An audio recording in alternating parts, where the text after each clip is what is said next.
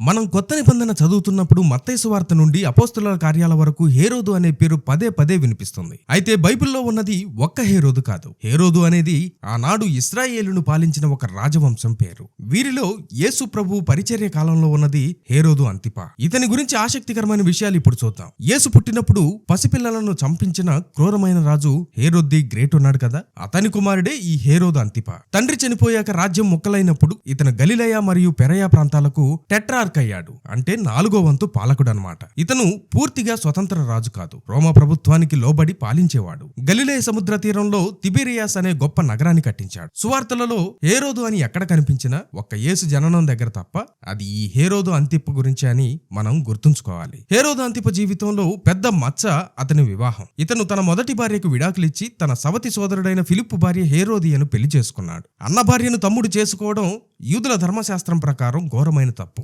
బాప్తిస్మం ఇచ్చే యోహాను ధైర్యంగా హేరోదు దగ్గరికి వెళ్లి, నీ సోదరుని భార్యను నీవు ఉంచుకోవడం న్యాయం కాదు అని ముఖం మీదే గద్దించాడు. పాపాన్ని ఖండించాడు. దీంతో హేరోదు కోపంతో యోహానును జైల్లో పెట్టించాడు. నిజానికి హేరోదుకు యోహాను అంటే లోపల భయం, గౌరవం ఉండేవి. యోహాను మాటలు వినడానికి ఆసక్తి చూపించేవాడు కానీ తన భార్య హేరోదియ మాత్రం యోహానును చంపాలని పగ పెంచుకుంది. ఒకరోజు హేరోదు పుట్టినరోజు విందులో హేరోదియ కుమార్తె నాట్యం చేసి అందరినీ మెప్పించింది. హేరోదు సంతోషంతో మైమరిచిపోయి, నీకేం కావాలన్నా అడుగు, నా రాజ్యంలో సగమైనా ఇస్తానని ప్రమాణం చేశాడు. ఆ అమ్మాయి తన తల్లి హేరోదియ దగ్గరకు వెళ్లి సలహా అడిగితే ఆ దుర్మార్గురాలు బాప్తిస్మమిచ్చే యోహాను తల కావాలని చెప్పింది. రాజుకు ఇష్టం లేకపోయినా అతిథులందరి ముందు మాట తప్పలేక జైల్లో ఉన్న యోహాను తల నరికించి పల్లెంలో తెప్పించిచ్చాడు. అలా ఒక గొప్ప ప్రవక్తను అన్యాయంగా చంపేశాడు. యేసు ప్రభు అద్భుతాలు చేస్తున్నాడని విన్నప్పుడు హేరోదు భయపడ్డాడు. తను చంపించిన యోహానే మళ్లీ లేచి వచ్చాడేమో అని వణికిపోయాడు. ఒకసారి యేసును చంపాలని హేరోదు చూస్తున్నాడని తెలిసినప్పుడు యేసు భయపడకుండా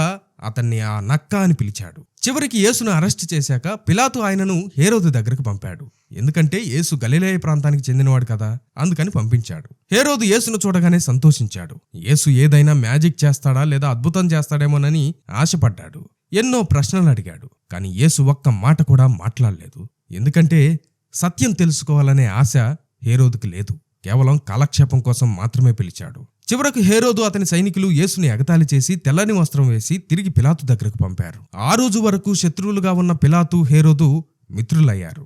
అధికారం, భోగభాగ్యాలు ఉన్న పాపానికి బానిసైన వాడు నాశనమవుతాడు. ప్రవక్తల మాట వినలేదు. సాక్షాత్తు దేవుని కుమారుడు ఎదుట నిలబడినా మారు మనసు పొందలేదు. చివరికి హేరోదు అంతిప తన అధికారాన్ని కోల్పోయి, రోము వారి దయను కోల్పోయి, దేశం నుండి వెలివేయబడి దూరదేశంలో చనిపోయాడు. దేవుని వాక్యాన్ని ధిక్కరించిన వాడికి మిగిలేది ఇదే.